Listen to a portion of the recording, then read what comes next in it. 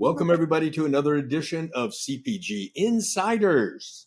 I am your host, Dr. Mark Young, with my co-host, standing by, Justin Gerard, who has graced us with his presence. Oh, wow. You're welcome. You're welcome, everyone. I am so honored to see you here. Yeah, I know. Oh, What can I good. say? So, Justin, we're going to talk about a strategic coach thing today. Mhm. Yeah. For those of you that aren't familiar with Strategic Coach is the number one business coaching operation in the world, founded by Dan Sullivan and his wife, Babs Smith. When you think about a business coach, you think about a guy who shows up at your office and talks to your people and stuff. This is a coaching operation with about 165 employees. It's amazing. Yeah, and it's a huge operation. Dan's a brilliant thinker. He's become a dear friend. In fact, we do a podcast together, another podcast together called American Happiness. And Dan has some great thinking in a lot of areas, and we want to share one of those today. And the area is called Free Zone. Mm-hmm. Now, I happen to be a member of the actual Free Zone group. There's only about 50 of us, and it's 50 of the most innovative entrepreneurs in the world. I mean, it's the things that people are doing in that group are amazing. Yeah. But we're going to talk about what the concept of the free zone is. So when we think about a free zone, some people also will refer to it as a blue ocean. Mm-hmm. And here's what it amounts to. One, how do you find a space? How do you find a lane that your business can operate in where you cease to have direct competition? That's step one. Mm-hmm.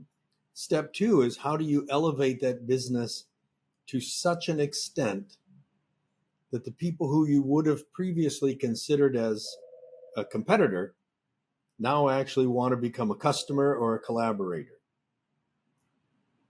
Yeah. And the other concept of the free zone is collaboration. So I'm going to cover that one really quick. Mm-hmm. Collaboration is very different than partnerships. Explain the difference. So partnership is you and I get together, we both put some money in, we start this business. Okay? We're partners. Collaboration, which happens a lot in the Strategic Coach Free Zone, is more based on you have a working company that is a cash confident, successful business with a specific set of unique skills. You have a free zone. Okay. You are meeting with other people who have free zones, but their unique ability is something different. 2, 3, 4 of you look at what you do and you realize, boy, if I combined what you do and we combined it with what I do, look at this new third thing we could put together that would be better than what both of us are separate, and another free zone. It sounds very much like Dean Jackson's theory. Well, Dean's a part of the free zone. Right. So when we think about this, we're really talking about 2 or more companies, people getting together. They're going to do something bigger, better, greater than they've done. And as a rule, cash and profitability are number 3 or number 4 on the list of what's important. And the reason is because both collaborators are already cash confident with their current businesses. So I'm not doing this because I need payroll. I'm not doing this because I need the money. Right. I have money. I'm doing this because this is going to allow me to do something bigger, better, and greater for my industry, for mankind, for whatever the case is. We're going to develop something that's going to be bigger and better than ever. Okay. So that's the collaboration side. Now let's talk about the free zone side. When we think about consumer packaged goods as a rule is very commodity driven, and that's why there are so many store brands of so many products. So, as an example, let's think about hydrocortisone. So, hydrocortisone is obviously a popular product for topical itch. Mm-hmm. Most consumers view hydrocortisone as a commodity. Well, yeah, it's the same stuff. It's 4% of a drug in a cream that I can rub on my itchy body. Yeah.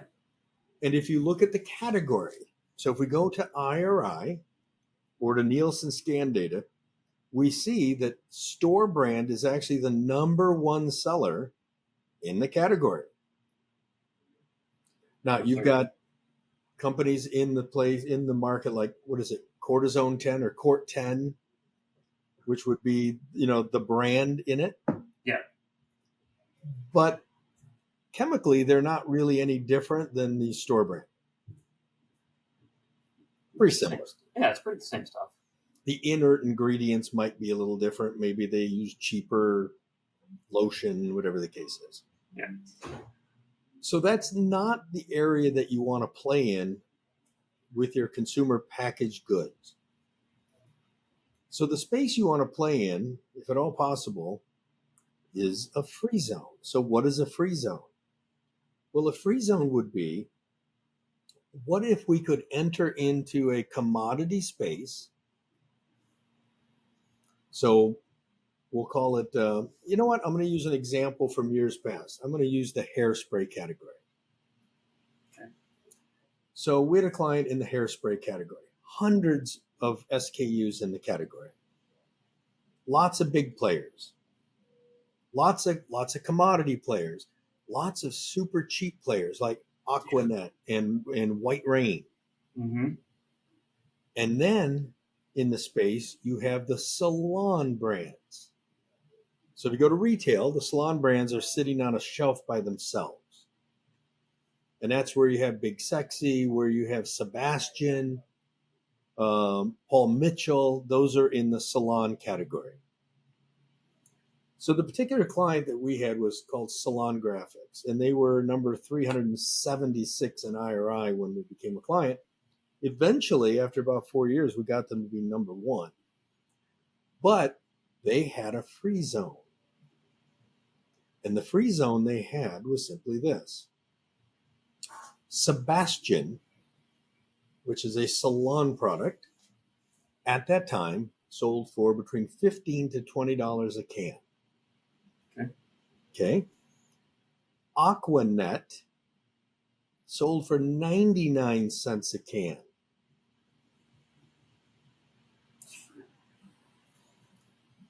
And by the way, the Aquanet can was probably bigger.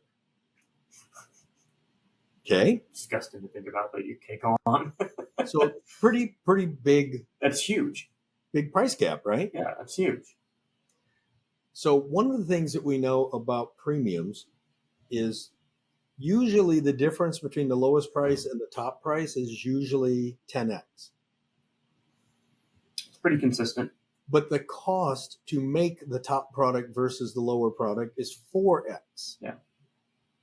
So what our client did is our client actually went to the same factory, the same plant that formulated and canned Sebastian, and they redid it, called Salon Graphics, in a can packaged very similar, white and black font, black font on a white can, to look like Sebastian.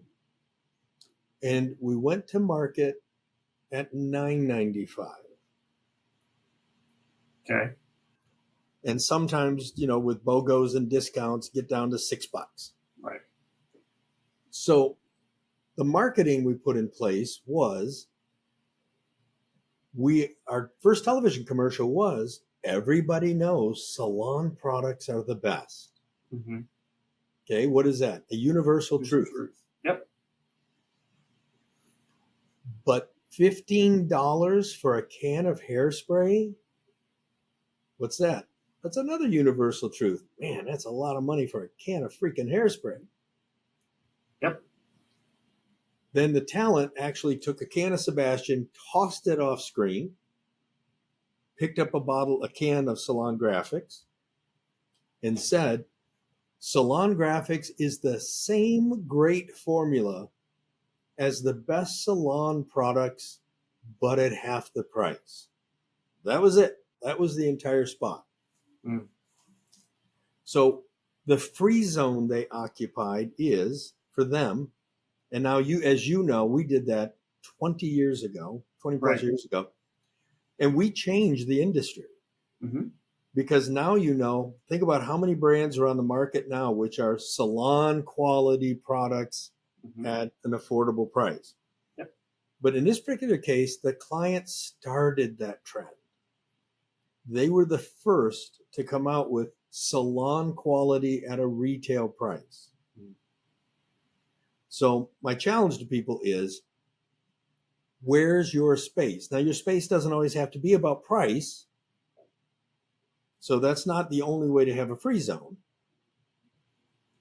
And that was going to be my next question. So leveraging that example, Mm-hmm. which is a great example to again, as you talked about in the beginning, free zone similar to blue ocean, and they're kind of in similar veins. But for all of our listeners, what do you believe the process is like for them to try to identify what their potential free zone is? Well, this gets back to something that we've covered in previous episodes where we talked about, the organizing idea for a company, Mm-hmm. where we've talked about what is your reason for existing. Mm-hmm. So if your reason for existing is, I make body lotion and I came up with body lotion, I want to get rich doing it, which, by the way, is actually not a bad goal. It's not terrible. But as a consumer, it doesn't speak to me. No. I'm not interested in your wealth. Right. I'm interested in my wealth, and I'm interested in my outcomes. So the question becomes, when we're trying to discover this, I think first the brand has to figure out who they are, Mm-hmm. what they stand for, Mm-hmm. and what do they do better than anybody else? And I would go one step further and say, what is the hill they're willing to die on? Interesting. And I'm going to tell you why I say that. Let's take a look at Black Rifle Coffee. Well, and I was going to wonder, like, what do you even mean by that statement? Like, Black Rifle Coffee is a line of coffee started by military veterans. Yeah. Right? All military vet owners, all military vet employees. A product made for people who love the military, are proud of America, Mm-hmm. and are patriotic and love blowing crap up. Yeah. That was a hill they were willing to die on. Because when I say they were willing to die on, they were willing to let half of the country go away. Mm-hmm. Yeah, that's fair. So I don't mean literally dying, but it is. They're willing to say, we are so sold on who we are. Right. We are so organic. We are so authentic in our mission, in our goal, in who our customer is. And we want to so serve our community, which in this case was military and military families and people that support the military. Part of their profits went to, to veterans. We so believe in this that it's okay if half of the country says, screw those people. I don't want anything to do with them. Right. Well, it's interesting because, again, what you just said, what I heard anyway, maybe not what you said, but what I heard is that it's the foundation of understanding, again, who you are, your purpose, what you stand for, understanding who the customer is, what their values are, and then you use the word service. You said, what do you serve, right?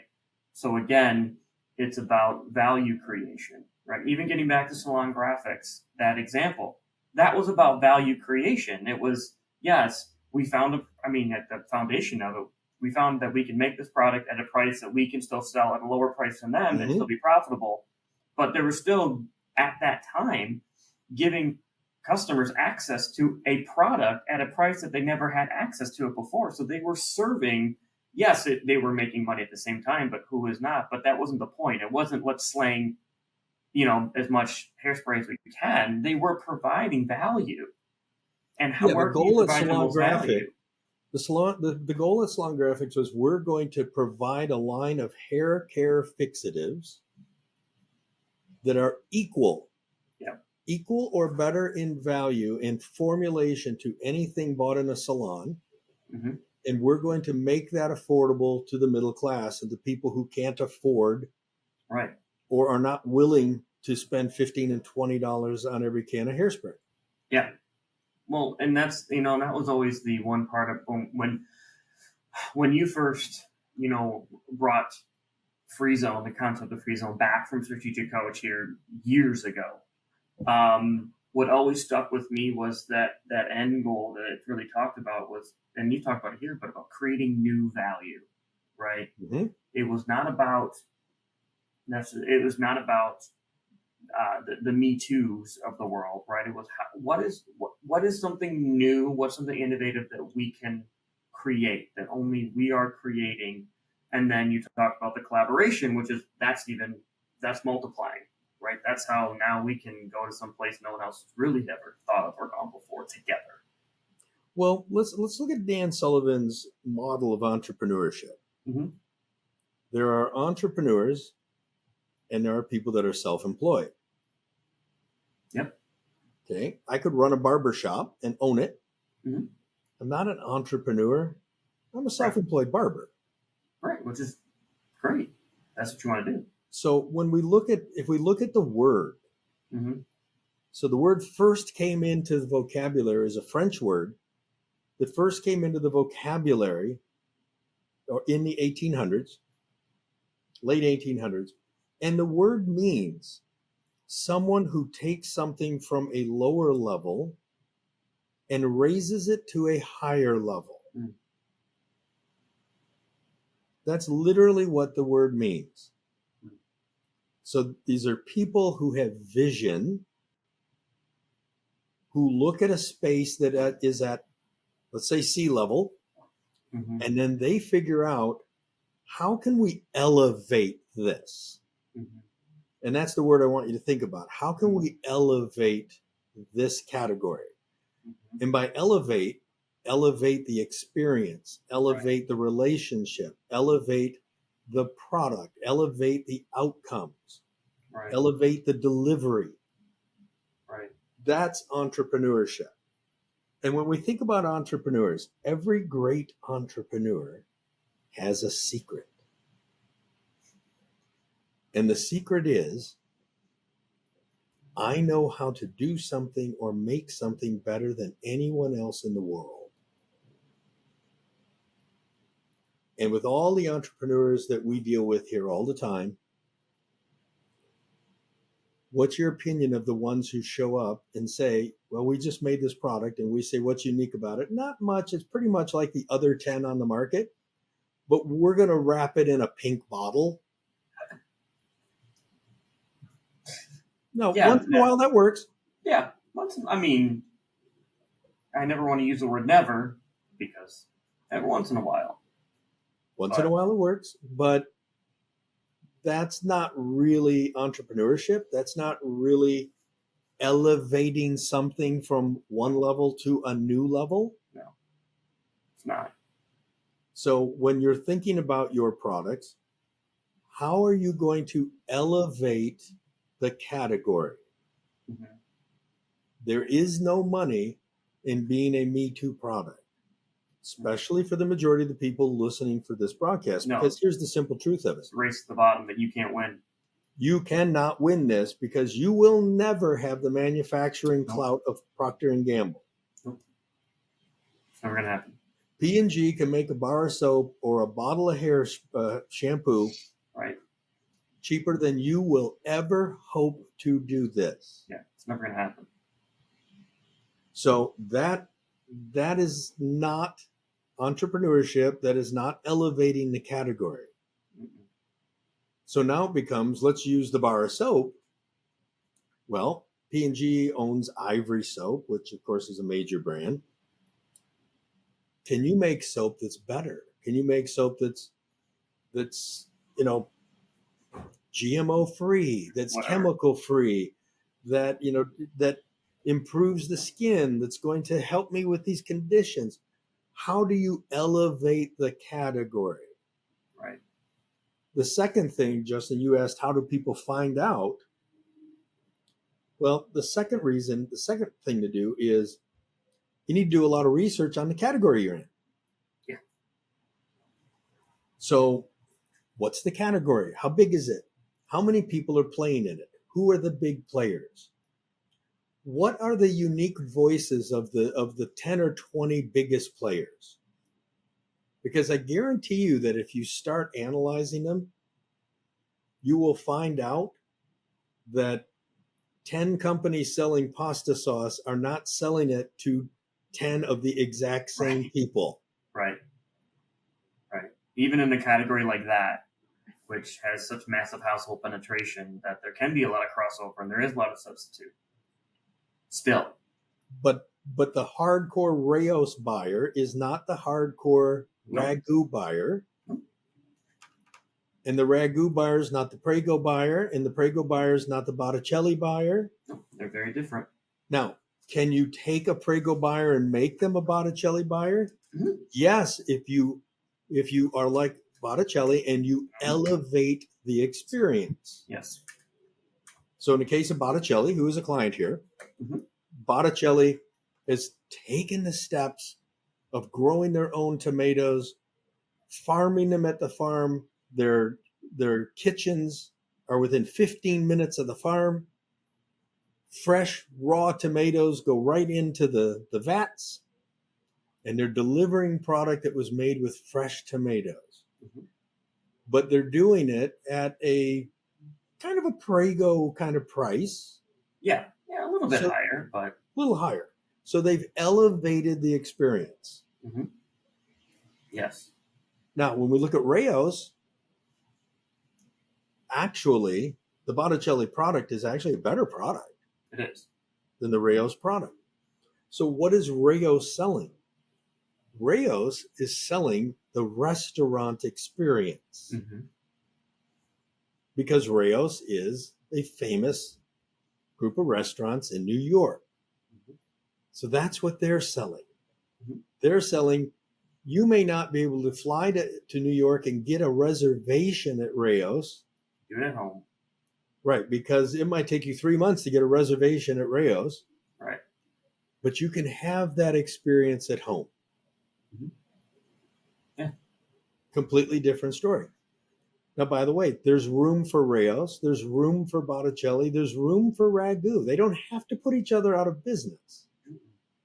No. But they have to understand we are sometimes competing for a customer, but for the most part, we have our own niche in this category. Mm-hmm. There's a group of people who like what we're about. Right. And for Botticelli, on top of being all fresh, it is made in Italy. So right. It is the experience of I'm having pasta sauce that is really made in Italy. Right. And Absolutely. Shipped to me. Absolutely. Well, and to your point, like I'll use another example of one of our clients here. So we have a client right now that is in the false lash category. Mm-hmm. And they've been doing well. They've been selling well. They're sitting right in the middle of the pack. And they're great people who are trying to think, how can we make this process easier? How can we innovate the experience when it comes to false lashes for everyone? Because it's still not approachable for everyone. And you can see that. So what can we do? So they innovated a new product into the category that is easier to use, that lasts longer. And all of a sudden they're seeing that they are bringing in consumers that were not in the category at all. Good point. My wife and I were at a CVS store over the weekend. Mm-hmm. And we were walking by the eyelash category. And I mentioned to her, yeah, we have a new client in who's in the eyelash business. And her comment was, I just cannot use those things because they're too difficult for me and I get glue all over my eyelid and I make a mess out of them and I just can't do it. Yep. Yeah. And so it wasn't the fact that there wasn't the desire from other consumers to get the results. I mean, look at the eyelash extension business. It's massive, right? But Mm-hmm. people pay for that because I'm on to do this. I can't do this myself, but I'll go pay to do it. And so they found a way to completely innovate the category with a new product that is when you think about category expansion, right? And it's what they can own. And that's what we're talking to them about right now as far as where to go is we're getting back to those core questions that you talked about earlier, which is who are you as a brand? Why do you exist? What are the value creation and what is the experience that you're trying to create, the connection you're trying to create? Because that's how you can take the innovation that you've done at the product level and now you can own the entire experience so that when somebody else figures it out, it doesn't matter because they're not you. They're not making the connection that you're creating. And so therefore you have the ability now to your point, from a beauty standpoint, find other collaborators that they could work with, other brands they could work with, Mm-hmm. and they could be creating a whole new, experience because they are focused on the eye only, but there's so much more that could be happening here.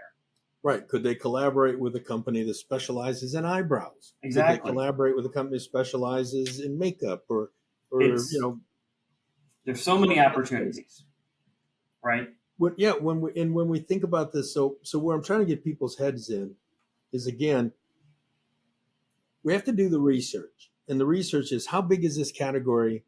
Who are the big players? Yep. What are the lanes that the big players own? Because I assure you, they all own a different lane. Mm-hmm. They're Yeah. not all, believe me, they are not all bringing in the exact same consumer, even though they're in the exact same category. Mm-mm. Now, as we analyze this, and this is something we do here, as we analyze this, we look for the holes in the market. Where are the opportunities? And this gets down to how it's interesting how different companies make things. Some companies make products because we know how to make this. Right. We know how to do it. So let's keep making more stuff. Mm-hmm. Without an eye towards, does anyone need this thing? Right. Because I don't know if anybody needs it, but damn it, I know how to make it. Mm-hmm. Then there are companies who go out and they search the marketplace and they find the opportunity and then they fill the need. Now I'm going to make the product that fills the need. Mm-hmm. This, as a rule, is the better way to go, but it's not the way most products come about. Right. In the invention and in the area of inventions and entrepreneurs, many times the products came because you were solving a problem for yourself or someone close to you. Yeah. Yeah. I look at a fellow by the name of Abraham. He's a doctor, and we worked with him long ago. He created the product Orgain. Yep. He created Orgain because he got cancer Right. as a doctor. And he was losing weight through his chemotherapy and the radiation. And his oncologist, now keep in mind, he's a doctor. His oncologist told him he needed to start using meal replacement drinks to up his calorie intake and his protein. So he started looking at Boost and Mm-hmm. Ensure and all this stuff. And he realized the stuff was all sugar. Now, he's a doctor. He's asking himself the question, why would I give sugar to a cancer patient? Right. Since cancer feeds on Feeds off. glucose. Right. So here's a doctor fighting cancer, which, if you've ever known anyone who's been through chemo and radiation, you're pretty beat up. Yeah. But he was a young guy, by the way. Very young guy at the time. Yeah. Here's this guy. Now he's in his kitchen and he's trying to figure out, how can I make protein drinks that won't grow my cancer and will solve my problem of being undercaloried and under protein. And he came up with his own formula and he beat cancer. Mm-hmm. Then he said to himself, okay, I think there's other people in the world trying to do what I'm doing or what I've just done. And I just created an option that clearly doesn't exist because I had to make this for myself. So that's how Orgain came to be. And that's how a lot of products came to be. I was thinking of another company we've worked for years. And he's a foot surgeon. And he created foot products because his father was a diabetic. And he just wanted to solve a problem for his father, who was a diabetic, and did solve the problem, and then realized, well, my father's not the only person with a diabetic with a foot problem. Right. So these are the ways that these inventions get made. And the inventors who are solving problems, as long as the problem they're working on is widespread, we can build a free zone for them. Right. There has to be enough of a market, of course. Right. To be able to say, well, there's lots of people in the foot care business, but not a lot of people dealing with, let's say, diabetic ulcers. Right. Okay, that's a free zone that we can go own. Mm-hmm. Or start from the top and find the openings. What usually ends up happening, to be honest with you folks, what usually ends up happening is someone has made the product, they've created the product, they bring the product to us. They have not really defined who needs it or who's going to be passionately in love with it. And then we have to go out and we have to find that audience. And then we figure out how to adjust the message, adjust the packaging, and adjust the product to fit this demographic. Mm-hmm. Yeah. I think that's probably the most likely scenario. It's mostly what happens. And like you talked about before, right? There's a lot of other things of when it comes to the identity, for lack of a better term, of the business, of the brand, that we have to help guide, because that's those questions are easy to ask but very difficult to answer, right? And I want to go back to something I said when I said you need to know who you are, why you exist, and what you would die for. Yeah. And the reason is this: when we're trying to sell something to someone, we've got these 4 simple steps. The first step is, who am I? Mm-hmm. So I'm product X. You recognize I'm product X. The second thing is, why do I exist? What do I do? Mm-hmm. I solve problems for diabetics. Whatever it is, my product does this. Okay. The next thing is, okay, so this product solves this problem. Do I have that problem? If I have that problem, will this improve my life? Mm-hmm. So once we've crossed that Rubicon, we have another big gap that we have to get into, and that is, how do I build rapport with you? How do you and I go into rapport? Mm-hmm. Which is another word for saying trust. Yes. And I'm using the word rapport instead of trust. It is trust, but I'm using the word rapport, and I'm using that because I'm talking to you right now, putting my therapist hat on. Sure.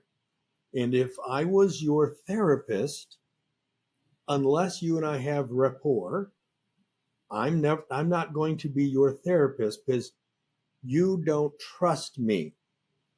Mm-hmm. I need to look interested. I need to look concerned. I need to mirror what you're doing. Right. If you talk really fast, then I'll probably talk really fast. If you talk really slow, I'll probably talk really slow. Yeah.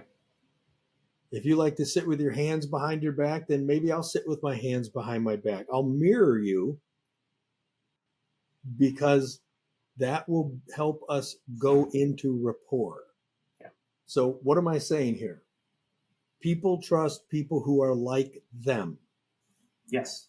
We need to be connected. So what is it about your brand that makes me think these are people I can trust because they're like me? Mhm. Now we'll go back to Black Rifle Coffee.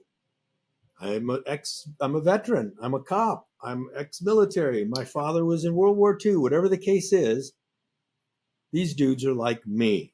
Mm-hmm. We have the same set of values. We might even be able to be friends. Right. Because we share these values. Right. So until we have established rapport or trust, we have not earned the right to ask someone for their money. Mm-mm. It's No. as simple as that. I have no right to ask you for money. I can ask you, but you're not going to give it to me. Mm-mm. Because I haven't in your mind, your unconscious mind is saying, he hasn't earned the right to ask me for money. I don't even know who these people are or why I would trust them. No. No. Why would I invite you into my life? I don't understand. So how does your brand get in rapport Mm-hmm. with the consumers? And this is why, and I'm going to leave you with this, and that is, I don't care what you make. It's not for everyone. Right. People will call us up and we'll say, well, who's your demographic? Every adult 18 plus. Right. So you're saying that there is let's just use this as an example. There's a human being out there on the planet right now that every adult above 18 plus is passionately following. Tell me who that is.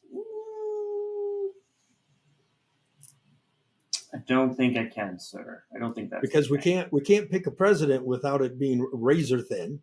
Right. Right? No, it's impossible. I was going to throw in Taylor Swift's name. But think about the big group of people that are anti Taylor Swift. Oh yeah. There's still That's haters. a big group of people. There's a lot of haters. Leave my T-Swizzle alone. And I'm going to use myself as an example. Okay? Oh, no.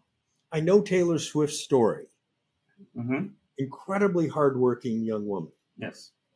She was not even 10 or 12 years old when she was literally going from record company to record company in Nashville handing out her demos. Yeah. By the time she was 6 or 7 years old, she knew what she was going to be. Yeah. And every minute of her life was spent trying to get to where she's at. So I don't begrudge the girl. I think she's talented. She can sing, she can write songs, she can dance. She's got terrific talent. However, she has no appeal to me. Right. So even though I can admire her accomplishments, she can't sell me a song. She can't get any money for it. I'm never going to buy a ticket to go see her. I'm never going to buy a song. It's not because I'm an anti-Taylor Swift person. I'm not the buyer. You just don't have a soul. Yeah, I get it. I'm just not the customer for it. Absolutely. No. I mean, it's as you said, right? We are trying to figure out. Brands have to create tribes. They must create communities, and they're communities, right? There are multiple communities in our world. If you look at people as just consumers that are buying my thing, then you may be able to get them to buy a thing. And so when you have what we constantly run into, and Mark, we talk about this all the time, right? There's another example of what we're talking about here, which is usually when we're talking to a lot of new prospective clients that are coming in here, we'll say, great, so tell us about your product. At best, they're going to list off a bunch of features. Mm-hmm. And we'll say, okay, but what's the benefit? Why do I care that it does that thing? do you know your customer and do you know why they care about it doing X? And they don't. And why do I trust you? Exactly. How And are we so going into rapport? in order for us to be able to speak at a benefit level, you must understand them, and therefore you understand why you're here to say, yeah, this is the connection we're trying to make. It's this. This is where we're going to share an experience. Oh, wonderful. But most don't know that. You think about the product, so Dollar Shave Club. So you could say shaving products that every man above 16 or 18 is a potential customer for shave products. Yeah, absolutely. You could. Okay. Now, what did Dollar Shave Club do when they came out? Well, they made an equally good razor for less money. Mm-hmm. But that was not the end of the story, because lots of other people could make a good razor for less money. So they started doing these incredibly funny, campy videos. Yep. And what did that do? That let me say, okay, the CEO of this company is hysterical, and Right. I like this guy. Exactly. I relate to his humor. Yep. I relate to the way he wants to stick a finger in the eye of big razor companies. Mm-hmm. I like some of the just stupid gags Yep. that he does, which might be a gorilla walking by Exactly. with a razor or whatever the case is. That's the guy I want to go get a drink with, so I'll go buy his products. Correct. Mm-hmm. Because those videos let me get in rapport with their CEO. Exactly. Now, I'm not saying that every inventor, every CEO needs to personally get into rapport with their customers, but your company does. Your brand. Yep. Absolutely. Sometimes it's a company and sometimes an individual. Elon Musk is in rapport with tens of millions of people because they love what he stands for. Mm-hmm. It's beyond Tesla.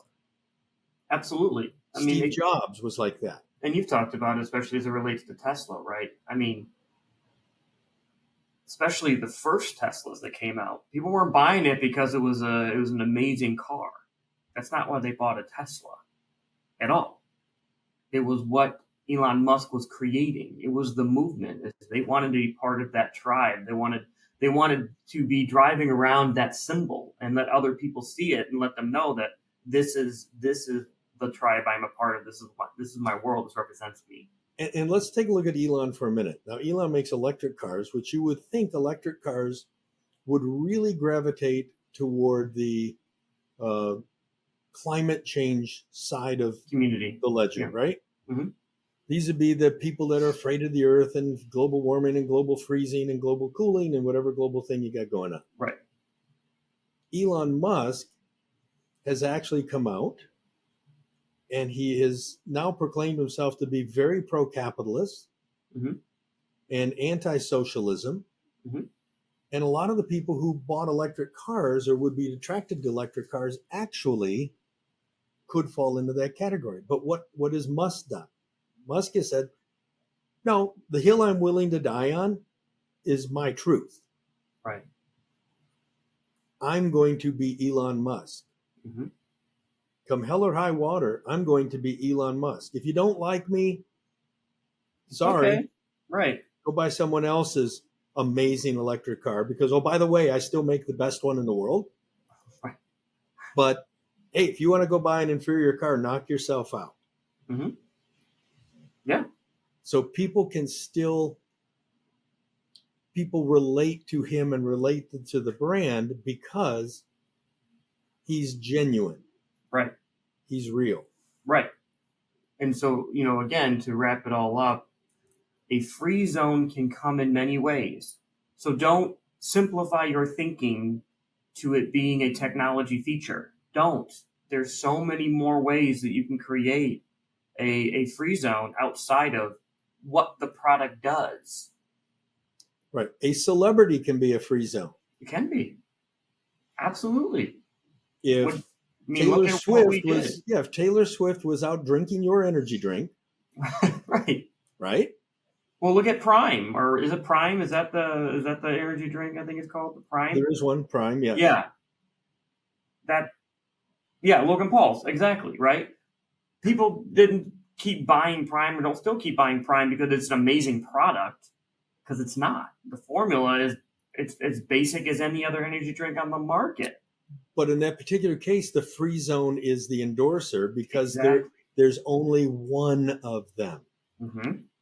Yes. There's only one Dwayne The Rock Johnson. There's Right. only one Taylor Swift. Like, Dwayne Johnson has an energy drink out, and there's only one of him. If you're a big fan of his, that's the Free Zone. Right. So your Free Zone can be a cause. Your Free Zone can be who you are. Your Free Zone can be your endorsements. Right. Your Tom Free Zone, Shoes. Tom Shoes. Your Free Zone can be you have a technology that no one else has. Your Free Zone could be as simple as your packaging. Yeah. So you look at, there's a razor company out right now called Billy. And Billy makes razors just for women. Oh, okay. And what's their game? Their game is, we're defeating the pink tax. Their whole thing is, why are women's products double the price of men's products and not as good? Well done. Well done. And they call it the pink tax. Mm-hmm. So Billy's whole thing is, we're defeating the pink tax. We're making products as good as the men's products at the men's products pricing. Well done. And if you think about it, we were the first to do that in the shaving cream area. We did that. Because we took Cremo Shave Cream, which was made for men. And if you remember, we launched a campaign at women with the product still in the men's aisle. Mm-hmm. And our campaign was, why are the men's shave products, we did the same thing, why are the men's shave products so much better than the women's? Mm-hmm. And then we said, well, here's the secret, ladies. Go to the men's aisle. Right. And look for Cremo. Mm-hmm. It's the slickest, most impossibly smooth shave cream you'll ever find. And not too long after we did that, it was such a success that we then launched Lady Cremo. Yeah, exactly. And now we had Cremo in the ladies' aisle. But we first had to bring women to the men's aisle to convince the retailers that there was a market for a Lady Cremo. Yep. But we created a Free Zone, and we built that Free Zone around a universal truth, was that women's products are made less quality for more money. Exactly. And now this company's come behind and done the same thing. Right. So that's really what we're talking about. We're not going to solve your Free Zone problem here. We want you to start thinking about your Free Zone product. Exactly. Think about any last thoughts, Justin? Nope. Just think about the value, the new value creation experience that you can create that is not currently happening. That's what it comes down to. An experience can be anything. So take some time to think on it. As always, if we can help you with any of this, feel free to reach out to us. You can find us at cpginsiders.com or jekyllhydelabs.com. You can go to either one. Yep. And reach out to Justin or myself. We're always happy to help people. We're always happy to talk about what your Free Zone is and listen to what you have going on. Yep. If you enjoyed today's podcast, please go to wherever you get your podcasts, leave us a 5-star review. And if you haven't subscribed to the show, hit the subscribe button, and that way you won't miss any episodes. But to be honest with you, it helps us lift up in the ranks. And believe it or not, I don't know if I mentioned this, Justin, CPG Insiders is like in the top 3 or top 5 of all podcasts about the consumer packaged goods industry. All right. So moving on up. Yeah, we actually are one of the top shows in the category. I mean, that's thanks to you, to all you listeners. So I appreciate all of you, and please keep spreading the word. We thank all of you for your time. We really appreciate it. We respect it, and just wanted to say again, thank you, and never hesitate to let us know if there's anything you want us to talk about, because that's what we're here for. That's it, folks. We'll see you on the next episode of CPG Insiders. Oh, okay. Yep. And what's the YouTube? How do they find it? Okay. And by the way, folks, if you want to actually see Justin, not just hear his voice, but if you actually want to see him in person, you can now go to the CPG Insiders YouTube page, which is CPG Insiders, or Yep. just go to the show notes for this episode and you'll find a link to it. If you're looking to greatly increase sales on your CPG product, don't hesitate to contact us at Jekyll & Hyde Advertising and Marketing. By the way, the only advertising agency with a guaranteed result. Just go to jekyllhydeagency.com or feel free to give us a call at 800-500-4210.